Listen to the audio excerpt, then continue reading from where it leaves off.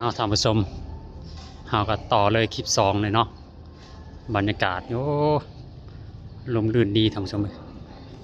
เราก็จะถ่ายให้ท่านผู้ชม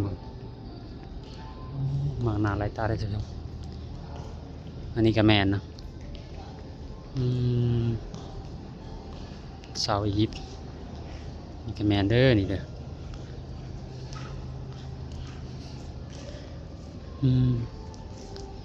งานศิลปะ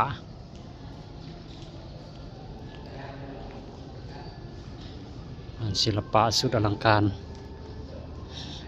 สีสวยสดงดงามที่สุดนี่คือเพดานหมุนให้เบิ่งเลยประมาณนี้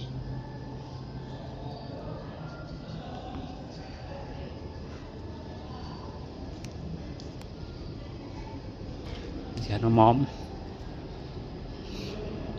โอ้มีลิฟต์อีกเนาะลงลมนี่โอ้มีลิฟต์เนาะย่างลงมันหร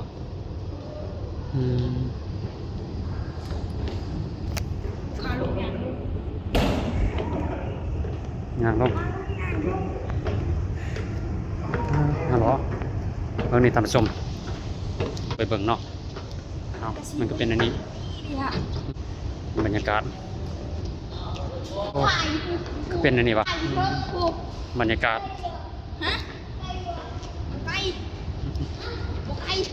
ขนมลงไป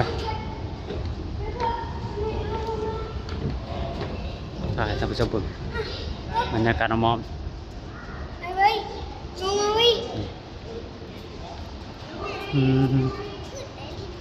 การน้ำมอมนี่เนาะ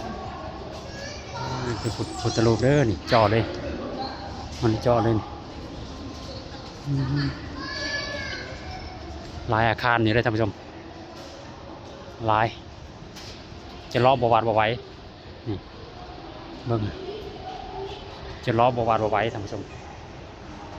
ความลายนี่บรรยากาศนะเบิ่งอลังการงานสร้างเด้อบรรยากาศ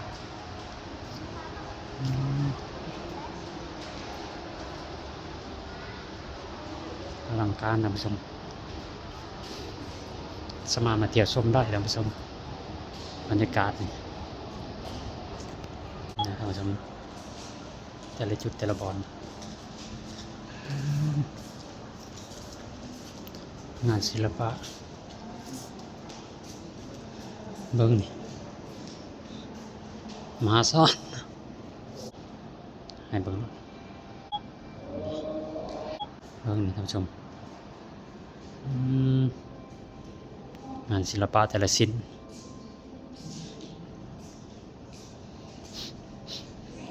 ให้ท่านผู้ชมเบิ่งนำกัน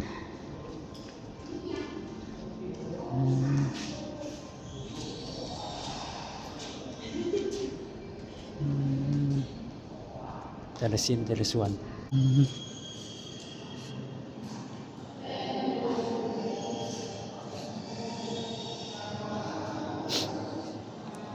มหาศาลเลยท่านผู้ชมศิลปะมูลค่ามหาศาลเลย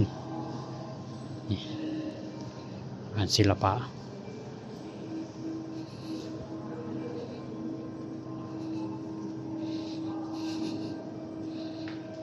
หลายคักหลาย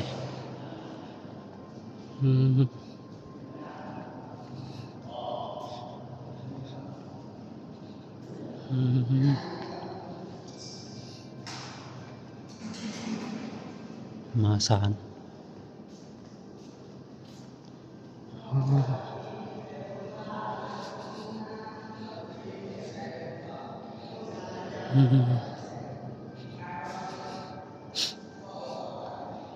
งานศิลปะนี่น้องเสือม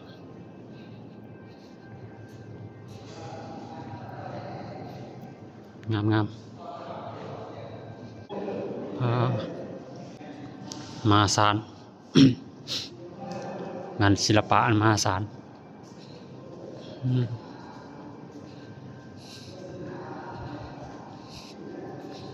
เบิ่ง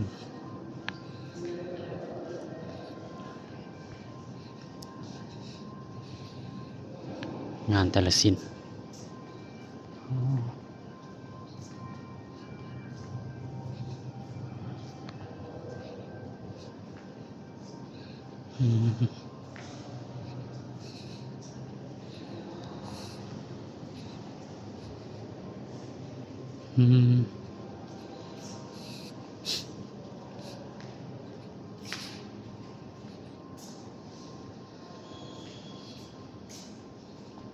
อ๋อเอา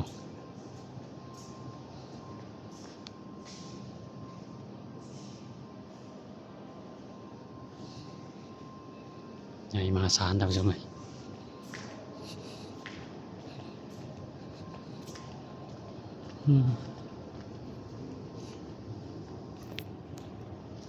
งานศิลปะนี่แต่ละชิ้นธรรมดาธรรมดาภายมันบ่จักแจ้งเลย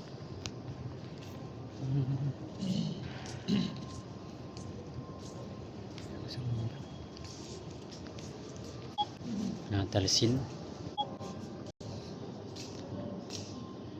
ข้ามาสาม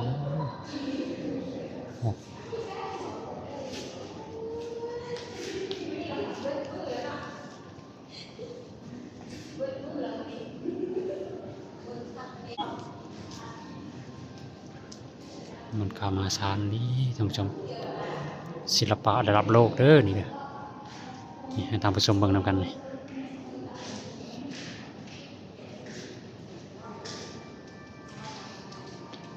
มูลค่ามหาศาลเลยท่านผู้ชม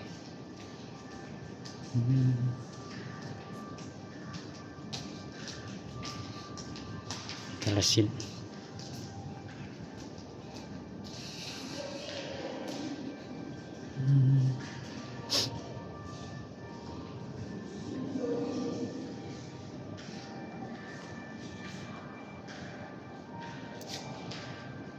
งานศิลปะแต่ละชิ้นโอ้มูลค่ามหาศาลท่านผู้ชมมูลค่าของงานศิลปะนี่ท่านผู้ชมแต่ละชิ้นแต่ละส่วนมูลค่ามหาศาล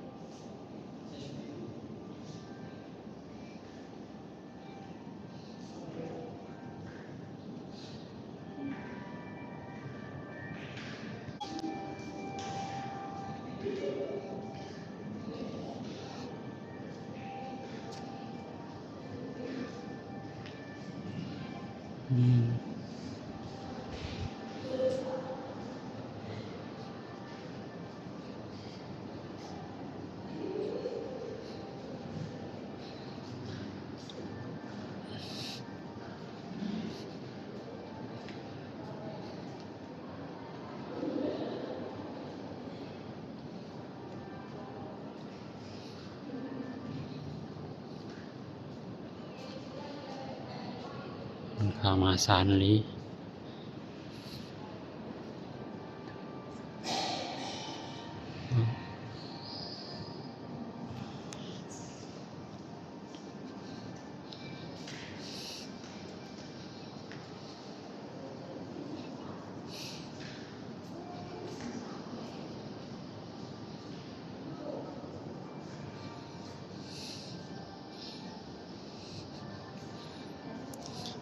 ระดับโลก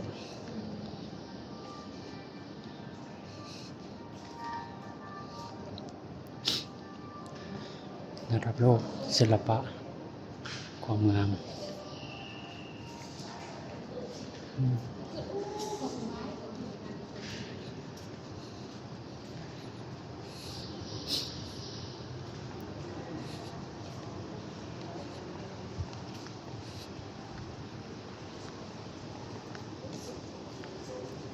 ได้ไปพี่บ่